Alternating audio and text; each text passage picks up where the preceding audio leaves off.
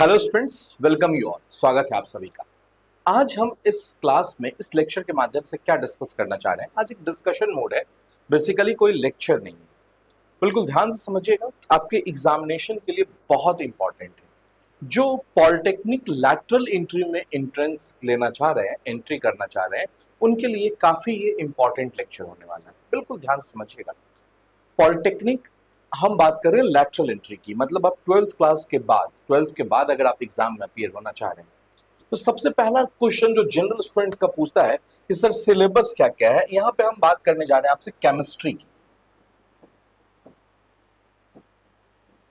यहां पे हम आपसे बात कर रहे हैं केमिस्ट्री, रसायन शास्त्र की बात करने जा रहे हैं। अब समझिए, इसमें केमिस्ट्री जो है वो आपको 11th क्लास का भी पढ़ना है और 12th में भी पढ़ना है। यहाँ पे केमिस्ट्री की बात करें तो 11th भी है और साथ साथ 12th भी है। बिल्कुल ध्यान है आपको।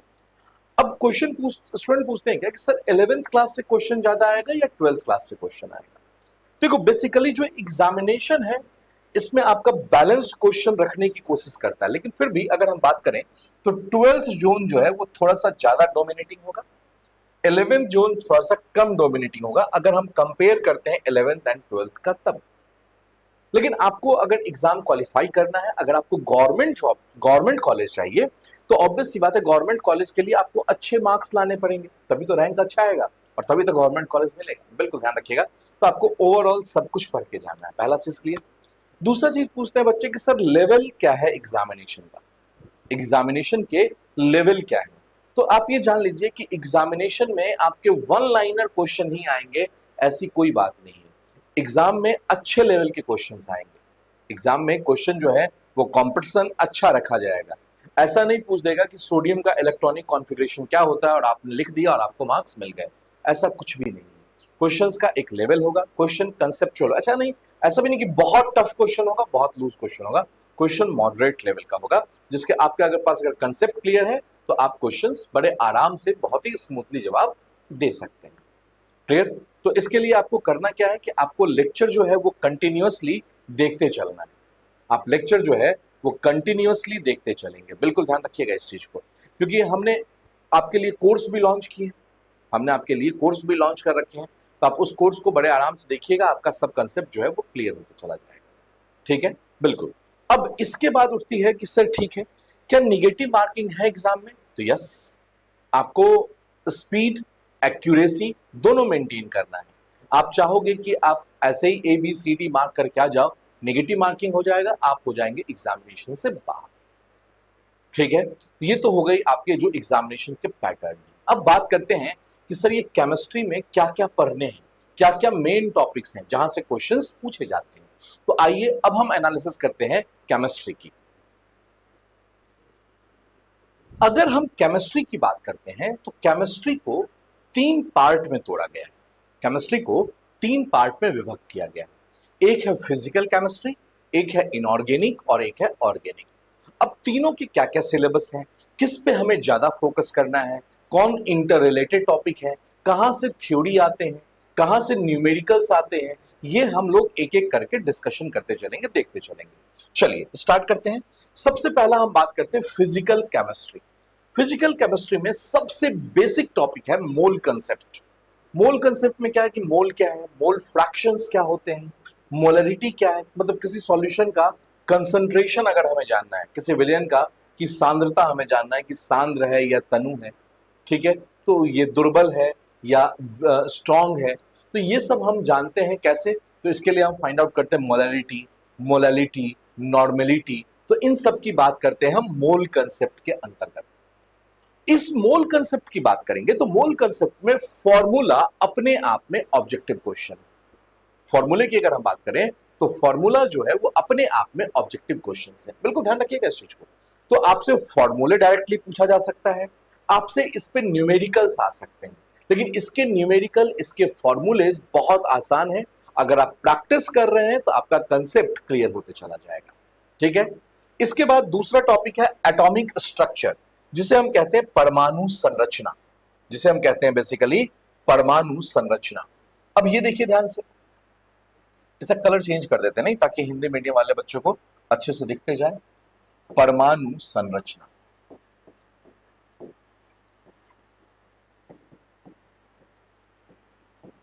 इसमें आपको बेसिकली इसमें ये जो है ये थ्योरी भी है, न्यूमेरिकल ना कहें, कंसेप्चुअल न्यूमेरिकल कहें, जिसमें आपका डेटा तो नहीं है लेकिन अ काइंड ऑफ न्यूमेरिकल है। बहुत ही इंटरेस्टिंग, बहुत ही कंसेप्चुअल चैप्टर और पूरे केमिस्ट्री का बेस नींव है ये।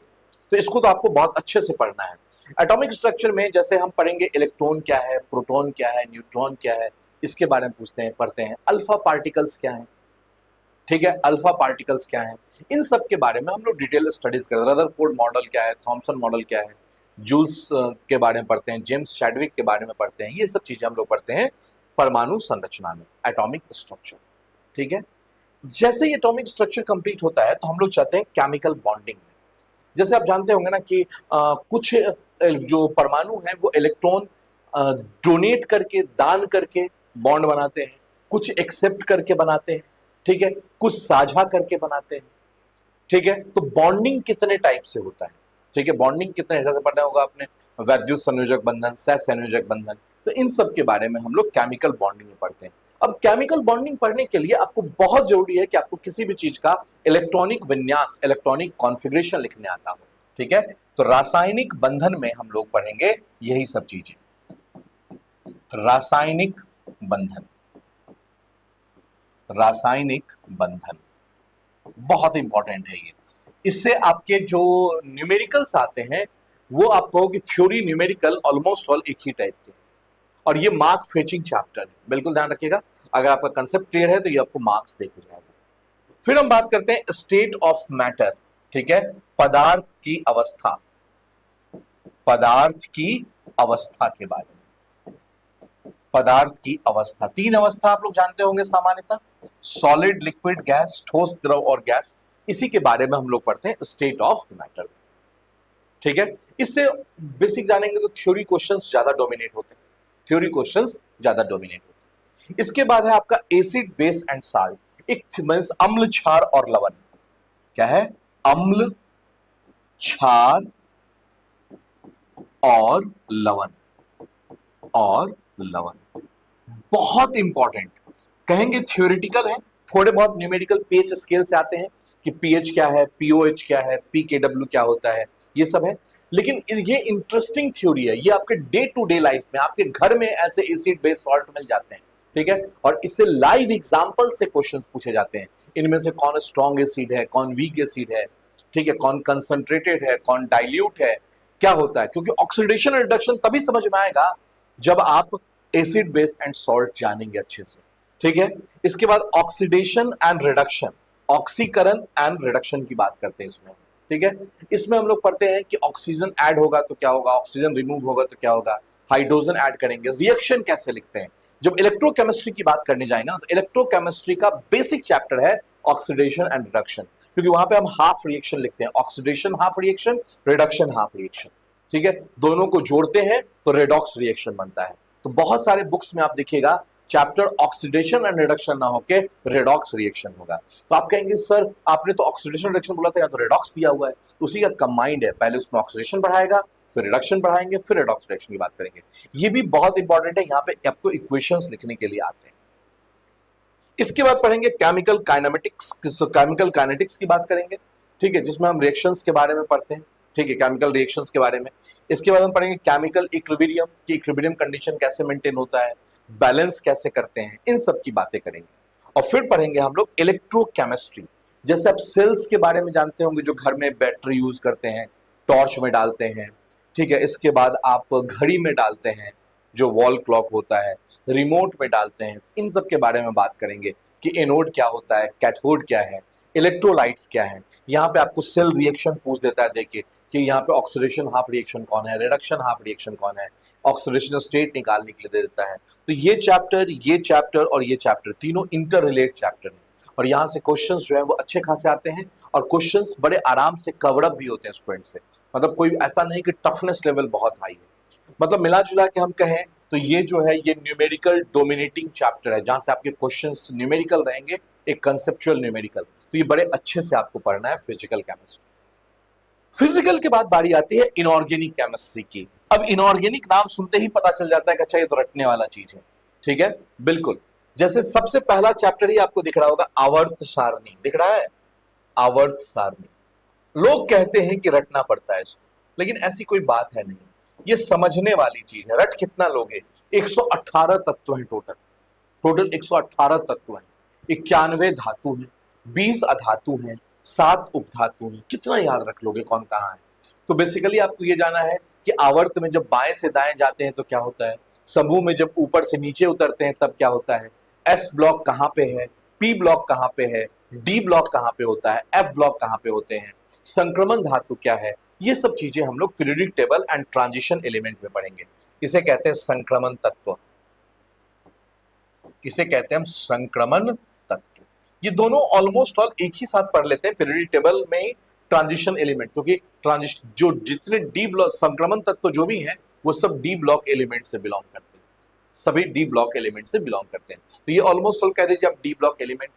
इसके बाद हम मेटलर्जी के बारे में, ओर अयस्क के बारे में पढ़ते हैं, खनिज के बारे में पढ़ते हैं, क्योंकि जब कोई भी धातु का एक्सट्रैक्शन होता है, ठीक है, तो उसे हम क्या करते हैं, ओर से करते हैं एक्सट्रैक्ट, ठीक है। तो इसके बारे में पढ़ेंगे कि आयरन कहाँ से एक्सट्रैक्ट करते हैं, सिल्वर कहाँ से एक्सट्रैक्ट करते हैं, गोल्ड कहाँ से एक्सट्रैक्ट करते हैं, कौन धातु फ्री अवस्था में पाया जाता है, कौन नहीं पाया जाता है, इन सब की बात करेंगे। ये सब थ्योरी चीजें हैं पूरा, इसमें आप न्यूमेरिकल की उम्मीद ना करें, ये थ्योरी चीज है।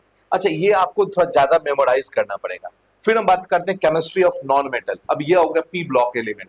पी ब्लॉक एलिमेंट सामान्यतः ये नॉन मेटल में आते हैं पी ब्लॉक एलिमेंट, तो इनके बारे में पढ़ेंगे। फिर यहाँ पे फर्टिलाइजर्स। अब फर्टिलाइजर्स मतलब लोग जानते हैं खाद बनाना सीखें, कृषि विज्ञान कर रहे हैं क्या, ऑब्वियस सी बातें कर रहे हैं। जब केमिस्ट्री पढ़ते हैं तो इनकी बात करते हैं, जैसे कि नाइट्रोजन मिलाते हैं, फास्फोरस मिलाते हैं, खाद बनाते हैं।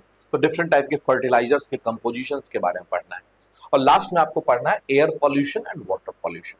वाटर पॉल्यूशन का डिफिनेशन क्या है, वाटर पॉल्यूशन क्या होता है, और एयर पॉल्यूशन क्या होता है। ये चीजें आपको इनऑर्गेनिक केमिस्ट्री में पढ़नी है। इनऑर्गेनिक में आपको इतने चीजें मैनेज करना है। इसमें भी अगर आप ये 3 चैप्टर देख के चल रहे हैं, देखिएगा ध्यान से, अगर आप ये 3 लेके चल रहे हैं बहुत अच्छे से, तो आपका काम हो जाएगा, ठीक है, बिल्कुल ध्यान रखिएगा। और इसके बाद आता है ऑर्गेनिक केमिस्ट्री की बात। ऑर्गेनिक केमिस्ट्री में समावयवता सबसे इंपॉर्टेंट है, समावयवता सबसे इंपॉर्टेंट है, ध्यान रखिएगा। इससे भर भर के क्वेश्चंस आते हैं, ठीक है, कि किसके आइसोमर्स कितने होते हैं, ठीक है, पेंटेन के आइसोमर्स कितने हैं, इनमें से कौन पेंटेन का आइसोमर है, इस टाइप के क्वेश्चंस खूब देंगे। क्योंकि आप यहीं से बनता है आपका मीथेन, जानते होंगे, methyl, methyl bromide, methyl chloride, methyl iodide, इन सब के आइसोमर्स पूछेंगे, ठीक है। इसके बाद है general concept of organic reaction. Organic reaction कैसे होता है, ठीक है, बेंजीन में रिएक्शन कैसे होता है, कैसे एरोमेटिक्स रिएक्शन होता है, ये सब चीजें पढ़ना है आपको। इसके बाद अल्केन, अल्कीन, अल्काइन के बारे में पढ़ना, जो आपने बचपन में पढ़ रखा होगा, CnH2n+2, CnH2n, CnH2n-2। फिर अल्केन से अल्काइल कैसे बनाते हैं, ये सब चीजें हम लोग इसमें डिस्कस करेंगे। फिर इसके बाद हैलोजन ग्रुप्स आता है, जो ग्रुप 17 पीरियोडिक टेबल में बता रखेंगे कि ग्रुप 17 जो है वो हैलोजन ग्रुप है, ग्रुप 18 जो है वो इनर्ट गैस है, ग्रुप 13 जो है वो बोरोन फैमिली है, ग्रुप 16 जो है वो कार्बन फैमिली है, इस टाइप से, सॉरी 14। तो इस टाइप से हम लोग डिस्कस करेंगे इसमें, ठीक है। फिर आपको इसमें पढ़ना है अल्कोहल, ईथर, एल्डिहाइड, ठीक है। इसके बाद आपका कीटोन्स, कार्बोक्सिलिक एसिड्स, एरोमेटिक्स, इन सब के बारे में पढ़ना। तो ये सब एक सीरीज है, ठीक है। और पॉलीमर्स, अब इसमें भी आपको केमिकल रिएक्शन, कितने आइसोमर्स होते हैं, कैसे अरेंज होता है, ये सब चीजें आपको ध्यान में रखना पड़ेगा एग्जाम क्वालिफाई करने के लिए, ठीक है, बिल्कुल ध्यान रखिएगा इस चीज को। अब इसके लिए अगर आप बात करेंगे कि इजी प्रैप से कुछ उम्मीद रख रहे हैं आप, तो ऑब्वियस सी बात है कि इजी प्रैप ने आपके लिए कोर्सेज ऑलरेडी लॉन्च कर रखा है। आप इजी प्रैप ऐप से अगर कोर्स चाहें तो कोर्स देख सकते हैं, ठीक है। देखो ध्यान से, DECE लैटरल एंट्री के लिए 2024 के लिए हमने कोर्स लॉन्च कर रखा, बड़ा शानदार सा कोर्स है। अगर इस कोर्स की बात करेंगे तो इस कोर्स में आपको लाइव बैच मिलेगा, रिकॉर्डेड भी अवेलेबल होगा, लाइव प्लस रिकॉर्डेड। ऐसा नहीं कि आपने एक बार रिकॉर्डेड देखा तो दूसरी बार नहीं देख सकते, आप number of times recorded lecture देख सकते हैं, ठीक है। आपको थ्योरी प्लस आपको MCQs करवाए जाएंगे, PYQs का प्रोविजन है। इसके बाद जो भी पढ़ाया जाएगा क्लास में वो आपको रनिंग नोट्स दिया जाएगा, नोट्स अटैच हो जाएंगे लेक्चर के साथ में, ठीक है। 24/7 आपका टेक्निकल सपोर्ट है। आप मोबाइल से देखना चाहे मोबाइल से देखिए, आपके पास लैपटॉप है आप लैपटॉप से देख सकते हैं, ठीक है, आप एक्सेस कर सकते हैं। अगर आपके कोई जूनियर्स हैं, ठीक है, जो 10th बेसिस पे डिप्लोमा इन करना चाह रहे हैं, पॉलिटेक्निक कॉलेज में एंट्री लेना चाह रहे हैं, उनके लिए भी हमने रखा है। फैसिलिटी सेम है, ठीक है, फैसिलिटी जो है वो सेम है दोनों बैच का। लेकिन दोनों बैच के लेवल में डिफरेंस है, बिल्कुल ध्यान रखिएगा, दोनों के बैच के लेवल में थोड़ा सा डिफरेंस है, इसी कारण से दोनों बैच को हमने सेपरेट रखा है। Batch Hindi medium English medium दोनों में अवेलेबल है। बैच बाइलैंग्वेज है, उसके लिए आपको कोई दिक्कत होने वाली नहीं है, ना इंग्लिश मीडियम वाले स्टूडेंट को ना हिंदी मीडियम वाले स्टूडेंट को। अगर कोई दिक्कत होता है बैच परचेस करने में तो हमारा हेल्पलाइन नंबर दिया गया है, आप इस पर कॉल कर सकते हैं। ठीक है, वैसे बहुत सिंपल सा है, इजी प्रेप ऐप डाउनलोड कीजिए और वहां से आप परचेस कर लीजिए। अगर कोई भी प्रॉब्लम होगा तो आप हमारे हेल्पलाइन नंबर पर रिंग कर दीजिए। ठीक है, कॉल कर लीजिए, बात कर लीजिए। ठीक है, तो जुड़िए हमारे चैनल के साथ में, मिलते हैं आपसे, तब तक के लिए thank you and all the best.